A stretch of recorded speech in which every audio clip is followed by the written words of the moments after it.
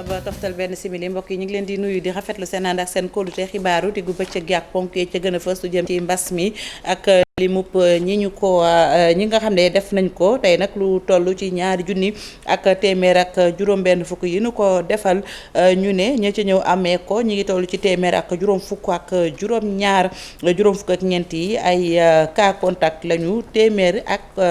benn di ay cas communautaire juróom-ñett fukk ak juróom-benn wér nañu ñetti doomu aadama ñàkk nañ seen bakkan ñi démb ñaar fukk ak juróom-ñaar ci aji tawat yi am ñu sonn lool nekk ca Sowetas dinañ ci dugg ci biir xabaar yi beneen ponk mbokk yi mu aju itam ak ñi nga xam ne ñoom ñooy acteurs culturels yi maanaam yëngatu ci wàllum caada nguur ak Sénégal jël na koppar yu toll ci ñaari milliards yu toftal juróomi téeméer ci ay millions fas leen ko jagleel tey jii lañu ko xamle ci ndaje moo xam ne ministre de la culture mi ngi ko doon waxtaane ak ñoom xam ngeen ne fan yii yëpp ñu ngi ci ay yëngu-yëngal ñoom artistes yi bokk na ca lañu wax rek moom mooy jafe-jafe yi nga xam ne ñi ngi koy dund te li nga xam ne moom mooy mbas mi moo ko waral Noël nag xam ngeen ne tey jii ñaar fukki fan ak ñeent ci weeru décembre bi nu nekk buntu mësaana jog ñu ngi daan xaar li nga xam ne moom mooy message bi nga xam ne archevêque bu Ndakaaru dina ko jagleel ñii di catholique yi ren ji itam daanu ko amal waaye mbir la moo xam ne duñu ko teye dañu koy fësal ci site bi di Oficom ndax xam ngeen ne mbas mi moom moo waral yooyu gàllankoor lu ci mën a am messe bi maanaam ñaan yu am solo yi ne amal tey jii ñu gën ko xam ci messe de minuit daanu ko amal ci jàngu yi nekk ci réew mi ca yooyu jamono moom foofee ci diwaanu Tëngéej ñi nga xam ne ñoom ñooy jaay cadeau Noël yi ñu ne fi mu ne nii gisuñu daal client yu bëri leneen loo xam ne itam mënees na ko wax muy dawalkatu bus taxi ya nekk foofee ca diwaanu Ndar Géej ñoom dañoo amal ab taxaw ci seen ab liggéey bokk na ci la ko waral nee ñu kenn ci ñoom dafa daal di fiir ab gone mu ñàkk bakkanam foofu ca diwaanu Guet Ndar ba tax na nag doomu Guet Ndar yi sax daal dinañu taal woto ba ci pont Moustapha Malick Gaye ñi nga xam ne rek ñoom ñooy dawalkat yi mer ba futtu ba tax na sax ñi ngi sàkku ci ñi nga xamante ne si ñoom ñooy kilifa yi ñu àddu ci mbir mi lu jëm ci rétro yi maanaam li xew ci atum 2020 bokk na ca lañ fas yéene waxtaane mooy li ñu xam ne ñoom ñoo yëngatu ci wàllum caada ñu gën leen a xam ci wàllum culture atum 2020 mbas mi laal na leen bu baax a baax lu ci mën a am ay dogal itam jëlees na ko fa waaye ñoom artistes yi nag dugal nañ seen loxo ci xeex coronavirus gi alam gi itam wala environnement moom it jot na wàllam ci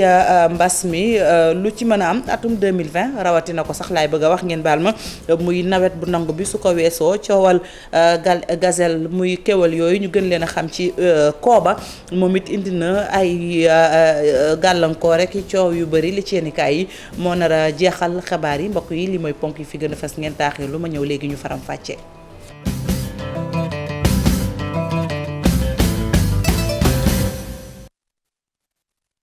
aywa rafetloo ci ànd bi ak kóolute bi ci télévision Futurs Médias xibaaru diggu bëccëg gi dañu koy dooree ak mbas mi di coronavirus xam ngeen ne tey ji itam amatina ñu ñàkk seen bakkan sax ñu ne seen lim mi ngi toll ci ñett ci ñaari junni ak téeméer ak juróom benn fukk yi ñu defal test tey ji ci alxamis yi liñ ci mën a jàpp mooy téeméer ak juróom fukk ak juróom ñaar ñoom amee nañu li nga xam ne moom mooy mbas mi juróom fukk ak ñeent yi ay cas contact lañu ñaar yi di ay cas importé téeméer ak benn jóge ci loolu ñu naan transmission communautaire juróom-ñett fukk ak juróom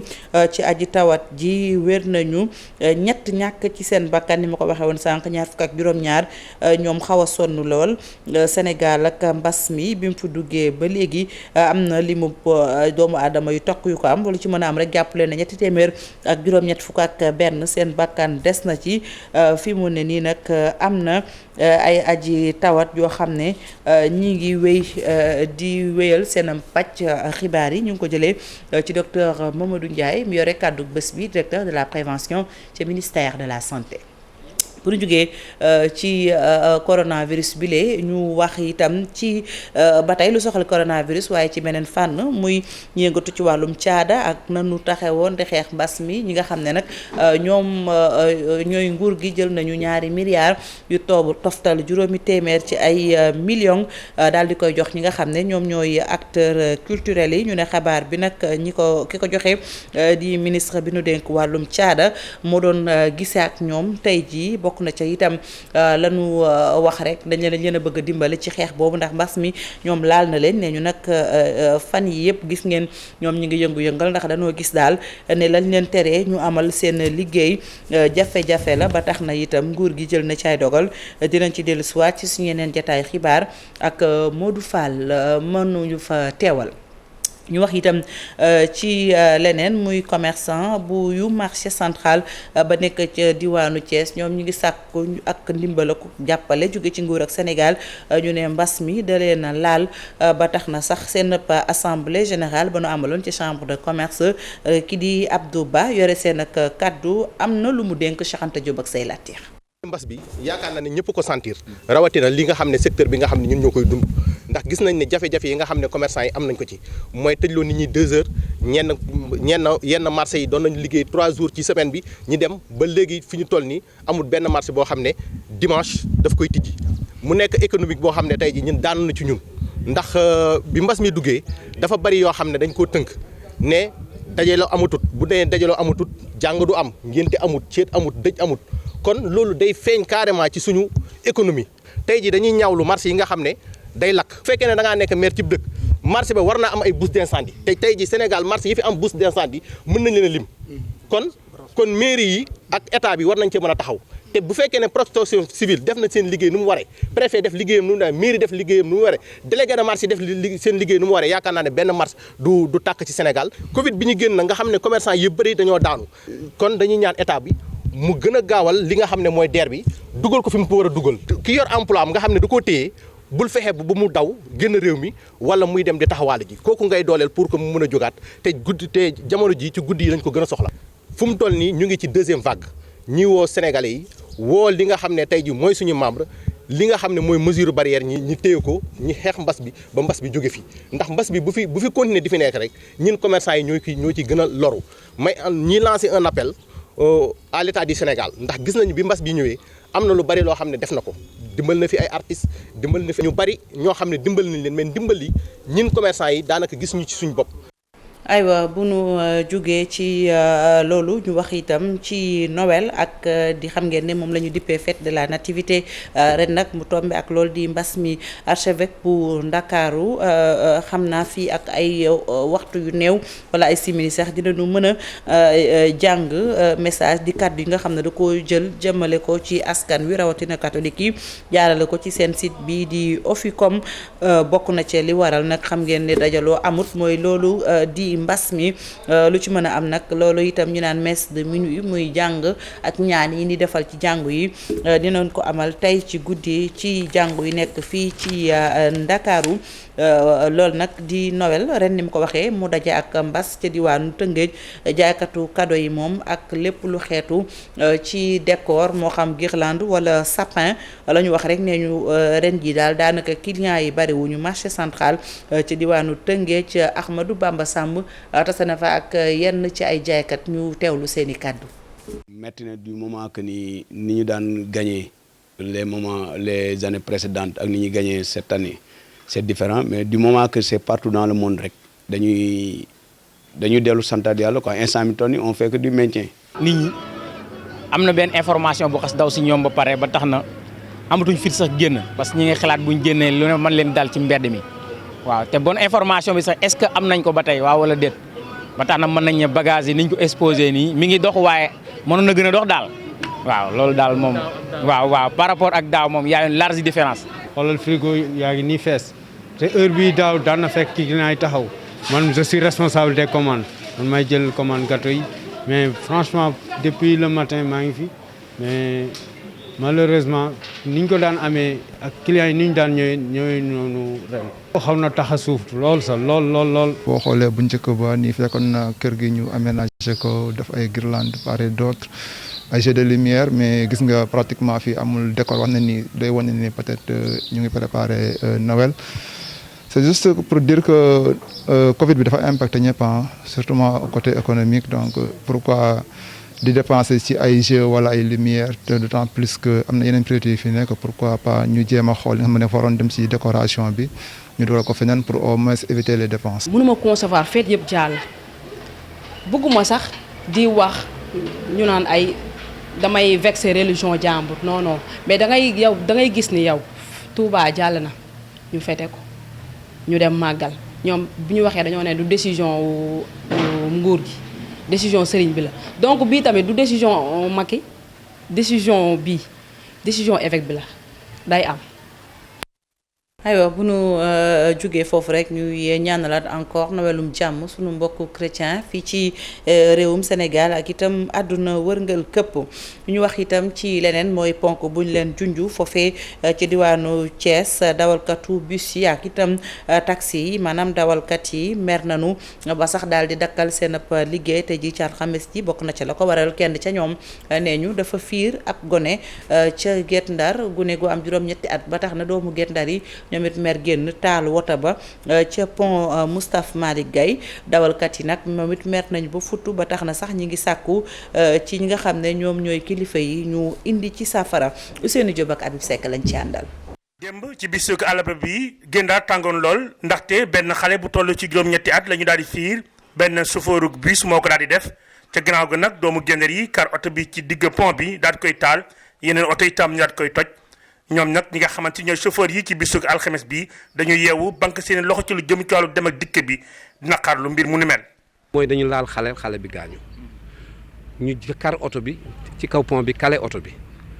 chauffeur bi dañ koy dóori xeer ba ñuy egsi ci pont bi xam nga ñun accident la woon mais ñoom dañ doon rey nit ci koo xam ne si yaaka tey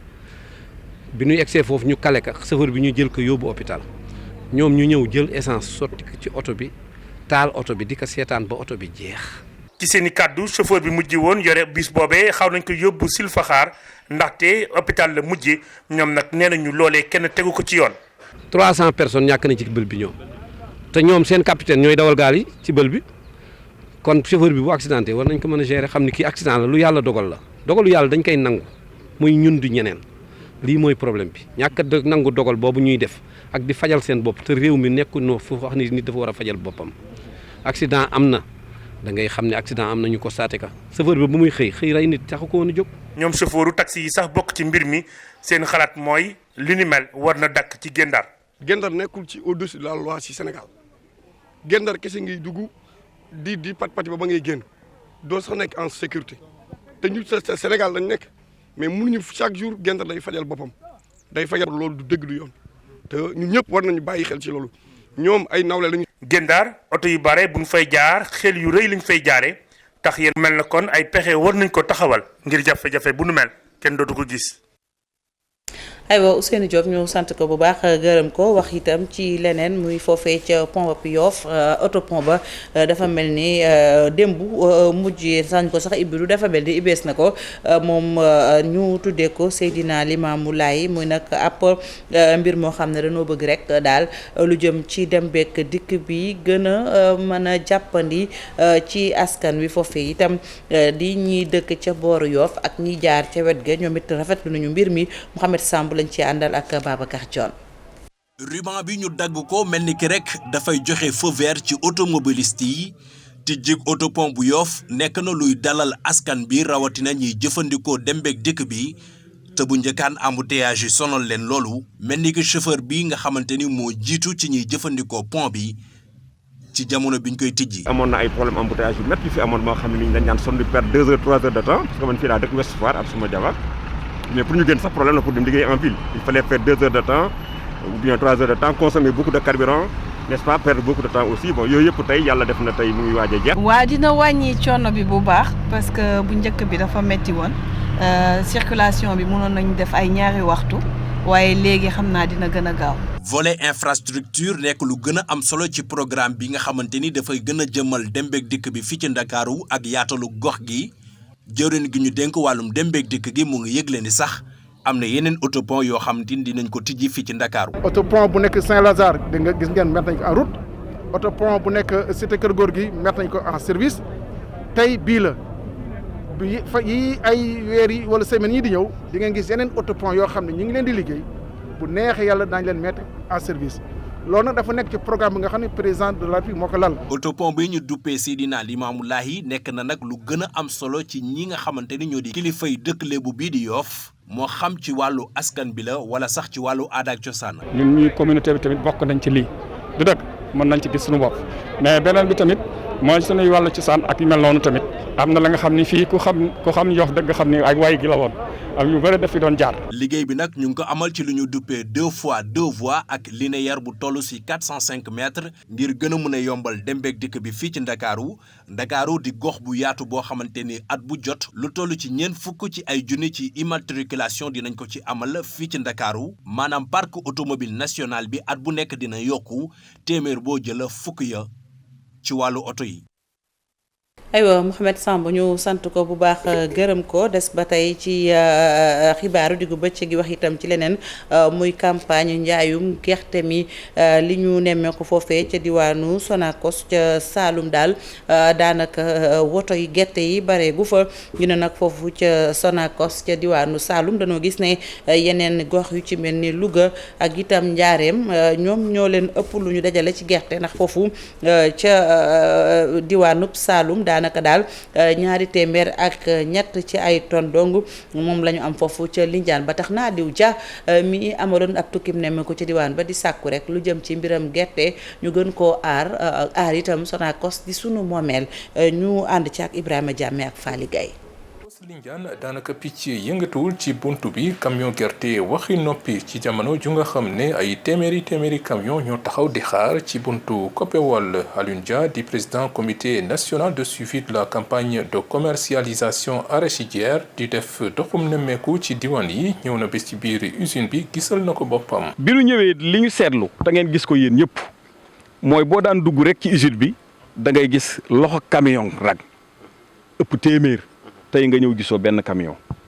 nga laaj ñi ci usine bi ñu ne daanaka danañ toog semaine bi yëpp benn camion la ñuy jot wala ñaari camion la ñuy gis. président force paysanne jàpp ne li ko waral moo di teewaayu chinois yi ci diwaan bi. may woo nag képp kuy opérateur ñu xam ne ñoom ñi nekkoon fii di dox ci diggante baykat yi ak Sonacos jàppale leen ñoo war a gën a jàppale waat Sonacos tey jii ki taxaw ci lu ñu am ñu indi ko ndax exportateur yee ñu gis kat camion ya fay rang. bu dee 100 camions 80 ay opérateurs ko fa yóbbu. Alioune Dia ak délégation bi mu àndal daal dinañ jaar ci yeneen usines yu mel ni Diourbel ak Louga waaye gis nañ ne différence bi bëri na lool. donc Louga bi nga xam ne objectif am moo doon fukki junniy tonnes ak juróomi junniy tonnes jënd na déjà juróom-ñetti junniy tonnes ñuy féliciter nag bu baax opérateurs yeneen Louga mais di féliciter baykat yi nga xam ne ñoo nekk Louga ba ñu xamee ne ñoom Sonacos bii de Sonacosu borom réew bi de Sonacosu directeur bi. waaye Sonacosu Sénégal la. fi mu toll nii Sonacos Lindiane ñaari téeméer ak ñetti tonnes képp la collecté kum waaye laaj bi moo di ne ndax usine bi de mënati na defar diwlin ak ni machine am yi mel ni le maquette bi jéggi dayoo. Ibrahima Diame moom Aliou Dia itam dem na ca diwaanu Njàmbur foofee ca Sonacos ne ñu daal lu jege wala bokk waaw lu jege juróom-ñaari junni ci ay tonnes sax producteurs yi dajale nañ ko fa loolu nag mu ne daanaka daal mbir la moo xam ne mën naa dalal xel te itam yeneen i gox yi wares na cee xool ñu jaajëfal bu baax Ibrahima Diame wax itam ci leneen muy président Macky Sall muy dellusiwaat rek ci fexe ba site d'information yi nekk en ligne ñu gën koo ñoŋal ba tax na daal mbir mi maanaam fi mu toll nii ak na muy tilimale jafe-jafe ya muy am ñu fexe ba dindi ko raxas ko ba mu set Ibrahima Lissa Faye rafetlu li ni mel waaye moom njiital association des professionnels de la presse en ligne di sàkku ci njiitu réew mi ngal la mu xaatim décret d'application bu code de la presse nga xam ne ñetti at a ngi nii ñu denc ko ci waxande yi ñu teewlu ko ak Chérif Dia. génn bi nga xam ne moom la président génn te di ko sant ci loolu parce que en fait ñun loolu moom mës a nekk suñu préoccupation suñu soxla et ba tax na liggéey nañ lu bëri ci en tout cas ci code de la presse bi pour que rek en fait secteur bi mën a ñoŋ ñu mën ko organiser ñu mën a xam kan mooy kan ak lan naka la ñuy liggéeyee en tout cas ci wàllu presse en ligne mais nag li ma si jaaxal mooy que ne moom mi nga xam ne mi ngi wax ñu mettre de l'ordre dans le secteur de la presse en ligne texte d'application yi mi ngi bloqué ci ñoom et puis aussi ñoom ñoo voté lu code de la presse promulgué ko publié ko te boobu ba léegi nii code bi mënaguñ ko jëmmal doxal ko ci charte yi nga xamante ne soxlawul texte d'application et donc loolu dina ma xaw a jaaxal tuuti en tout cas ñun appel ñi nga suñu membres yi nga xamante ne bëgg nañu tegu ci yoon dañ leen jàppale gunge leen mais bu weesoo benn période bi dootuñu ko mën ndaxte kat en fait booba état bi day am possibilité day am droit mën a en tout cas teg nit ñi ci yoon utiliser sañ-sañ yi ko yoon may yëpp. Ibrahima Lissa Faye nekkoon ganuk info du matin ci télévision Futurs Médias ñu wax itam ci leneen mooy lu jëm ci li nga xam ne moom mooy site minier yi ak gazier yi foofu nga xam ne fa la ñuy seet lépp lu jëm ci wàllum gaz ak mine loolu nag ministre bi ñu dénk wàllu mine ak géologie yëkkati na ci ay kaddu ci tukkib nemmeeku bi mu amaloon foofu ca diwaanu Sococim. Oumar Sarr di sàkku rek ci kilifay usine yooyu usine boobu di yëngatu ci wàllum ciment ak maire yi bokk gox boobu di Tëngéej ñu def wenn say ba rek Tëngéej ci boppam mën a gis boppam ci liggéey boobu lee ñu teewlu Oumar Sarr jëwriñ bu ñu dénk wàllu mine ak géologie ay kàddoom Ahmadou Bamba Samb moo ko tàkkaat. gis nañu par exemple foofu ñuy exploiter mine yi su liggéey bi bare ñoom am na nu koy fexe bay delloo ko ba nu meloon mais aménagé ko ba nga xam ni dana mën a am ay garab dana mën a am yenn plante yi nga xam ne ni mën ko liggéey loolu lu am solo la pour nun xool nañu aussi ni entreprise yu fi liggéey entreprise yu si ëpp entreprise yu jóge yi si gox yi la ensuite su fekkee emploi yu bare fii la jógee wala su en tout cas su amee ñaari nit yu am même qualification ku dëkk fii moom nuy moo ëpp chance am liggéey que keneen waxtaan aussi ak maire yi xool ñu gën a waxtaan ak Sococim pour mu gën leen dimbale ñu leen encourager pour ñuy waxtaanee comme ça jàmm moom mu gën a am solo bu nu waxtaanee aussi ak personnel bi gis nañu daal gisuñu fii ay yëngu-yëngu am na yoo xam ne aussi ñoo si gën a daan si gën a waxtaan du bi concerné fii ak yeneen entreprise minières yi am na waxtaan ba nga xam ni daan ko waxtaan suñu convoqué entreprise société minière yëpp ñu gën a waxtaan xool lan la état bi bëgg tey jii lan fexe bay dimbale nit ñi dimbale seen bopp loolu am solo la. aywa bala ñoo dem ci rétro bi ñu wax ci tàggat yaram ak itam làmb jeeg ñi nga xam ne bootu nañ ci jàpp rek ne daal ñi ngi am yaakaar ne fii ak ci kanam tuuti nu mu gën a gaawee daanu ibbi saison bi bu ko defee ñu mën a dellu ci seen liggéey lépp nag ñu teg ko ak sàmmonteeg ni ko yoon bëggee ndax mbas maa ngi ba tey lu jëm ci wàllum basket itam maître Babacar Ndiaye mi ngi wax rek ne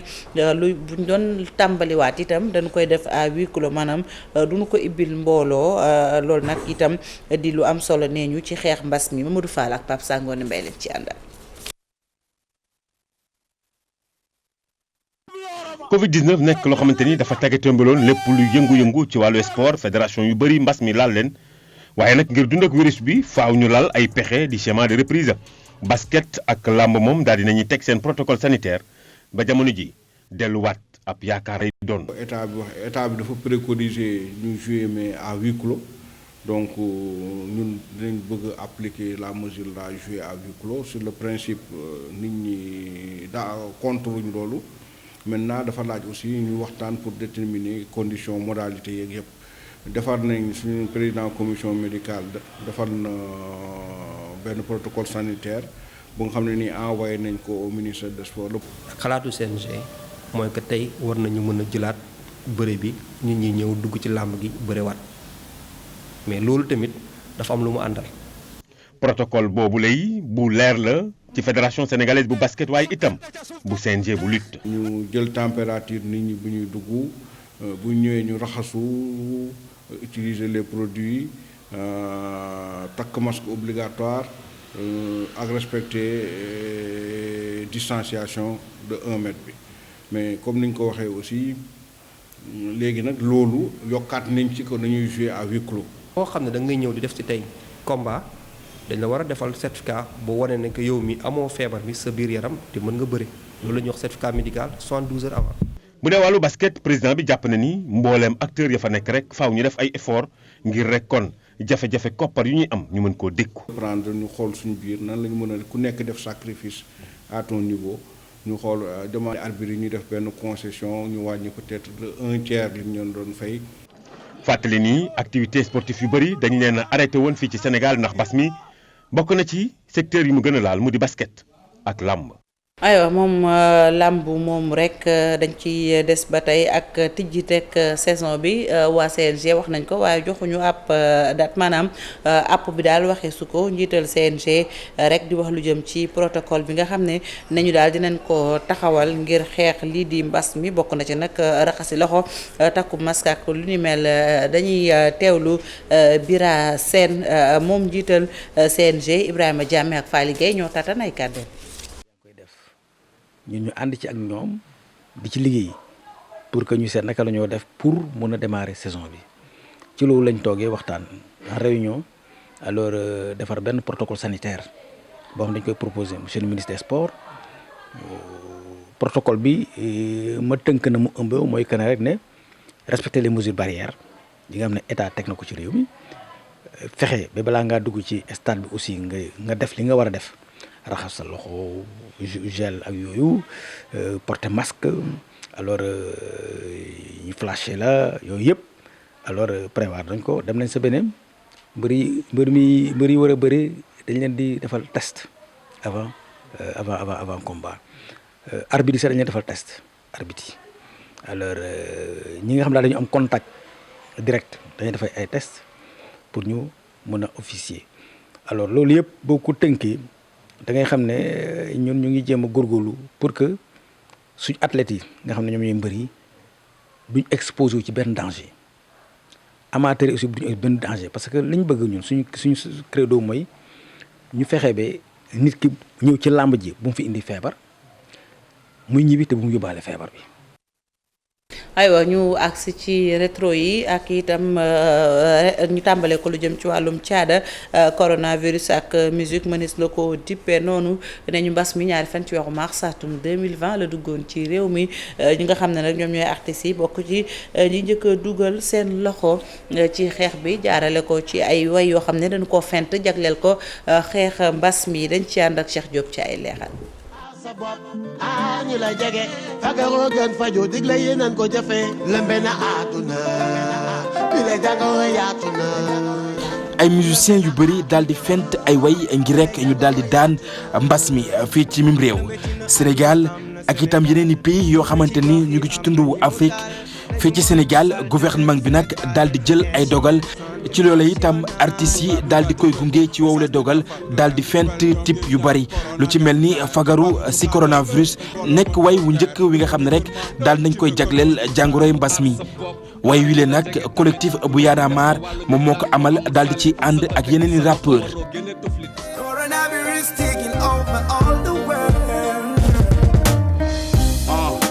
beneen ab collectif boo xamante ni mi ngi ëmb ay waykat ci njàppandaluk Taf Label ak itam bi challenge ñoom itam daal di indi seen wàll ci xeex mi ci loole itam la ñu daal di amal ab way ku ci mel ni Awadi Titi Ngaka Blindé Adiouza Fata El Presidente ak yeneen i waykat.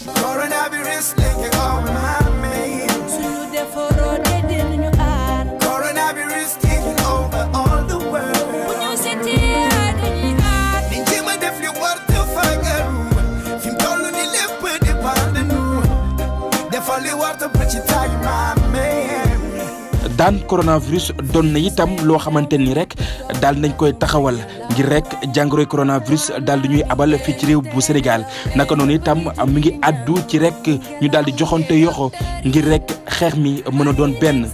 lu ni mel la DJ Awadi daal di xamle.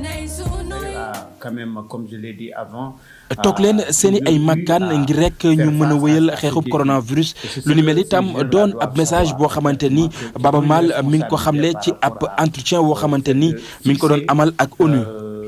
bisim lay ñuy dekki door dellu sàkku ñaam du yi dong mu mel ni nag way yi nga xam ne fent nañ ko ak itam ñi nga xam ne war nañoo mën a yor kàddu askan wi daal di biral lépp ñeel xeex jàngoroy coronavirus. ci noonu itam bëri na ay sensibilisation yoo xamante ni artistes yi ñu ngi koy def ngir gën a ñaax askan wi saa su nekk ñu gën a fagu ñoom ci seen bopp itam bëgg nañ waame bi daal di ñuy abal ci mim réew ngir rek ñu mën a wëyal seen i ay activité ndax ku nekk xam na ne mbas mi am na ci yenn yoo xamante ni rek daal dina koy tagatee mbel. bisimilah ñuy detti door dellu sàkku ñaam di ñaan yàlla fu mu nangul nu lépp. aywa Cheikh Diop ñu sant ko bu baax gërëm ko des ba tey ci rétro culture yi ak coronavirus ak musique ba tey ñi nga xam ne ñooy ngatu ci wàllum musique di wax rek lépp lu jëm ci daal mbas moomu nanu fexe ba daal di takku doon wenn say ngir rek xeex li nga xam ne moom mooy mbas mi ñoom nag dinañ ci ànd ak liggéey boo xamante ne si Cheikh Diop moo nu ko defal ñu des ba tey ci culture bi ak année 2020 ba tey nguur ak Sénégal jëloon ay dogal ngir rek xeex coronavirus googilee bokk na ca dogal ya tere dajaloo bi dajaloo boobu nag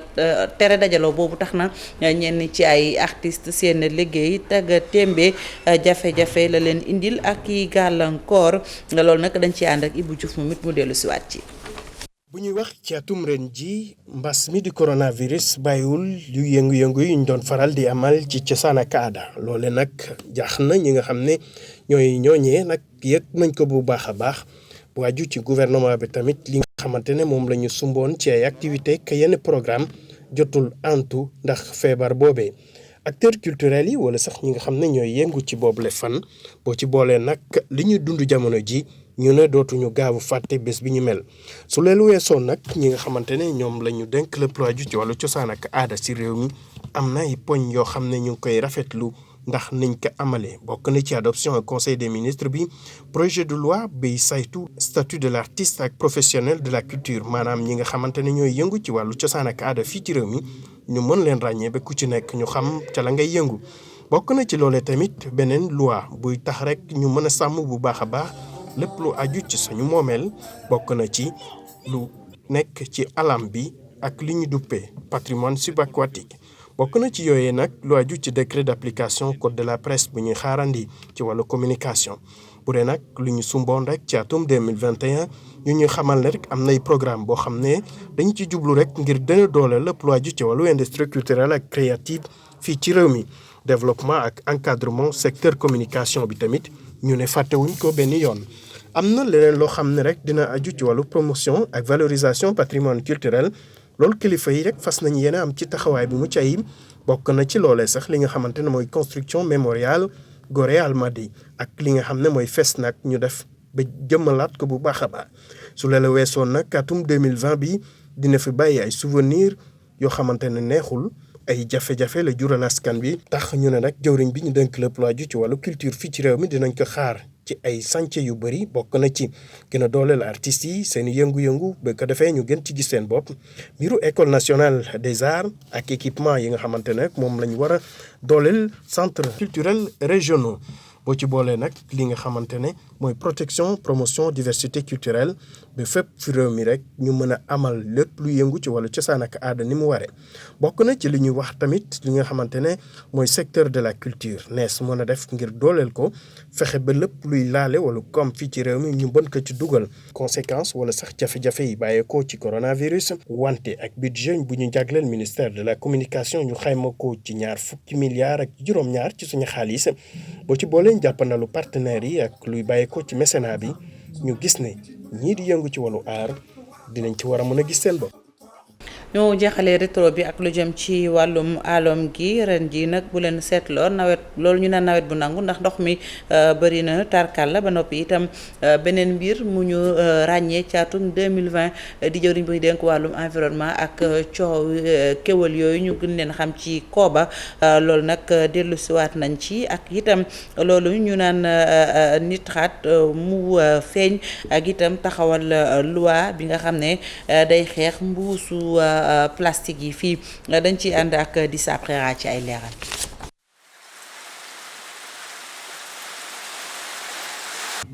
ci fukki at yi passé nawetu 2020 bi bokk na ci gën a naat diggante août ak septembre 2020 ay centaines de mètres cubes ci wàllu taw moo wàcc ci réew mi ndox mu bari jur ay jafe-jafe Kër Massar Cambérène Rufisque ndox mi nangu kër yi ak mbedd yi. ba ñuy defar tali bi waroon nañu sóoraale ay canal yuy jóge si koñ yi ñëw fii si tali bi nii di évacuer ndox mi kon ñoom échec nañ jarul woon ñuy ñëw dañoo bëgg ay canal soxla wu ñu ceeb. situation bi dund naqari na trop te metti na. inondation bi yemul rek Dakar région yi tamit jël seen wàll Kaffrine Fatick ak Thiès bokk ci région yi gën a am inondation ci atum 2020 bi tamit les Sénégalais yu bari xam lan mooy gazelle oryx ñaar ci kéwél yooyu faatu ginnaaw bañ leen di yóbbu ci toolab ministre de l'environnement Abdou Karim Sall situation boobu jur coow lu bari. waaw man xanaa kay kooba bu fekkee ñun ñëpp a ko bokk sa alal sama alal alalu Sénégal. Kooba Sénégal. waaw kooba Sénégal kay Mouhamed war naa koo mën a seetaani. beneen mbir bu xew ci 2020 bi bokk na ci découverte 3050 tonnes ci nitrate d'ammonium ci benn entrepôt bu nekk port autonome de Dakar découverte boobu jur njàqare ci askan wi président de la République diligenté ab enquête. Jilaax Tobène ak Ndengler bokk ci village yi gën a siiw ci atub 2020 bi coowal suuf dox diggante Babacar Ngom homme d'affaires bi ak waa Ndengler dem ba sax ministre de l'intérieur daldi ci addu ngir mën a indi jàmm ci situation boobu. yeneen mbir yu xew ci année 2020 bi bokk na ci lancement programme Sénégal zéro déchet waaye tamit validation loi bi nga xam ne mooy tere ñu tabax ci littoral bi waaye teg ci entrée en vigueur loi bi tere jënd jaay wala sax defar sachet plastique fii ci réew mi. Sapera ñu sant la gërëm la jeexale ak li ci yéenekaay yi ànd ci Amadou Mouhamed Ndiaye. ñi yëngu ci wàllum caada ci Sénégal mel na ni seenu njaaxle léegi mu jeex ndax ci observateur Youssou Ndour ministre conseiller du président de la République ma nga ca naan président Sall ci boppam dina am taxawu ci wàllum koppar jëmee ko ci ñi yëngu ci wàllu spectacle Youssou Ndour ginnaaw tànki jàmm yu mu ca dox am ca ndam ci ndimbalal ministre intérieur ak naatangoom bi ñu dénk wàllum culture ndimbal li nag mu ne du bàyyi kenn musicien fecckat tëggkat bongoman ñëpp ñu bari ci ñoom nag ñoom acteurs culturels yi joxante woon ndaje démb ci ndakaaru ak diiwaan yeneen ci Sénégal ci ndakaaru ci Colobane laas xëy wane leen ak seenu takkook Pastef yéene kaay bi jàpp ne seul fausse note yi mu ci gis nag mooy ñàkk teewuk star yu mag yu ci mel ni Wally Seck Pape Diouf Youssou Ndour Viviane ñoom artistes yi nag ci manifester gi gis ne pexe amatul ubbi rek mbaa dee ca nag ñu ne xanaa du kilifa yi ñoo fi waxoon Sénégalu ñëpp Sénégal ngir ñëpp enquête xëy wane nataali di jaaw dëgg-dëggati ñu masque wu toog farankulaayu ak Pastef gu mat sëkk ci sitin bi yéene kaay bi ne démb kenn desul rappeur chanteur danseur manager d'artiste borom boîte de nuit ñëpp état bi ñu ne mel ni ku dellu ginnaaw Youssou Ndour xamal leen ndimbal gu leen président de la république di waajal Fada Freddy ne ñoom li ñu bëgg mooy liggéey rek ngir sàmm seenu ngor bëgguñoo mujj ci yalwaan président au conseil dialogue social ba tey ak enquête yéenekaay soxna Innocence Tab Ndiaye diggéem ndaje diggam ak acteurs culturels yi tey ji ci alxamis ji président Alioune Tine moom ci sunu làmb la mu gis mooy bu nu fàtte it les acteurs de la lutte ndax ñoom it faaw ñu déglu leen mu ne jiital xaddoo gëwoon di sàkku ci kilifa yi ñu toog ak ñu yëngu ci wàllug làmb ngir xool ci yan yoon lan mën a jaar bu ubbiwaat làmb ji ca it duñu may nag virus bi occasion muy taxawaalu ci réew mi ngir saison 2020-2021 bu làmb ji sunu làmb xamal ñu sax ne ministre Makhtar Ba dina ci daje ak njiital CNG bi Bira Sène samedi 11h ci suba lay doon virus bi nag moom ak feebaru vaccin bi mu àndaale ni ko Le Quotidien tuddee fu ne ay candidat vaccin lu toll ci fukk président Macky Sall moom la muy sàkku rek mooy ñu gën a yokk surveillance gi may gët gi ñeel sunuy frontière source a tiit ngir waa Daara Jolof moom ak coronavirus bi ndax mu ne ci benn bis dong diwaan ga am na fanweer ak benn cas fukk ak benn cas communautaire l'hôpital ba ñu ne amul salle bu ñu ber malade ya maire ba ñu ne Maawu Ndiaye ci boppam nga xam ne am na ca mairie ba ñetti agent yu am coronavirus ci gaax boo maraîcher bu Ndakaaru gii la bëgg a toll di yore mairie ba coronavirus nag di balaande bawul dara ba ci feetug Noël gi mu nar a xajamal Walf Fadjri ne feet la guy am ci jamonoy coronavirus ak dëkk bu naqari dëkk bu dëgër wàllu politique Khalifa Ababacar Sall Les Échos ne sib na móolu wàllu entrisme maanaam koo xamante ni da ngay xaar rek mu tooy nga tag ndax nag mu ne moom ancien maire ab Ndakaaru bu fi woon démocratie gu wër day am majorité buy jiiteeg opposition buy opposé wu politique mu ne dum njaayu waaye xeex la ci lu sax ngir yokkute askan wi seen taw féex Vox Populi ne Khalifa ngay positionné wu nag ngir 2024 ci yéenekaay bi moom sëñ Sall di ci xamle ne la mu bëgg mooy fédéré mbooleem kàttan yi lënkale lépp ngir gàddul askan wi seen yaakaar kilifa politique geneen Idrissa Seck Walf Fadjri xëy xamal ñu ne pal ga mu faloon Cheikh Tidiane Mbaye nepp conseil ci conseil économique social environnemental sëñ Mbaye mujj na ko lankal sàkku na ci moom mu jéggal ko Thierno Alassane Sall moom doj wu rëy la ko yónnee moom jiital CES Idrissa Seck ci la tribune Thierno Alassane Sall di wax ne su amoon ñaar yu mel ni moom ci réew mi Sénégal tas Sénégal nag su tasagulit sorewu ko sunu sukkandikoo ci kilifa gi di Ahmed Khalifa Niass ma nga naan moom sëñ Niass ci Walfadjri ba tey Sénégal dëkku scandale di njaaxum ak ger ku moywul nag mu ne it élection présidentielle anticipée dinañ ko am 2022 njaaxum weesuwul nag li Vox Populi xëyee tey di ñaari professeur yu benn élève bu 17 ans tout mal ci ne dañu ko siif coow li xewe ci l'école njaaxe bu Wakaam l'école bi ci boppam moo nar a yàqu sax bu nu ci jógul ndax ñàkkum kilifteef gi ci biir daara yi observateur ne léegi lanu fay nemmeeku mooy ay compte Instagram yu élèves yi créé ngir di yàqante der ak yeneen di partager ko yónnante ay vidéo ki nataal yu bon ministère bi ñu dénk wàllu njàng mi digg na nag ay sanctions administratives naam dàqul sa xalaatu toppe ba ci yoon président de la république moom site internet yenn yi ñoo ko ëlëm ba démb ci conseil des ministres mu sàkku ak yoonal ñeel yenn site d'information yi di lu nu jàng ci Le Soleil président dafa jàpp ne li raam ci ñag bi la jëm ci sunu ci jógul ndax yenn taxawaayu ñenn ci site information mën na dem ba yàq penc mi bennoo gi fi aada ji ba ci état bi ak dal gi ci pencu Sénégal. Alaaji Assane Gueye ñu koy sant bu baax di ko gërëm ci li ci yéenekaay yi Mamadou Ndiaye ak Mary Bey waa li xew ci biir internet ñëw nañ asalaamaaleykum. maaleykum salaam soxna Fati di nuyu téléspectateurs yi internautes yi boo jeexalee rek ñu ñëw man ak Mary comme ni ñu koy baaxoo di defee tey nag moo nar a nekk dernière émission bi ci semaine bi ñu jeexal semaine bi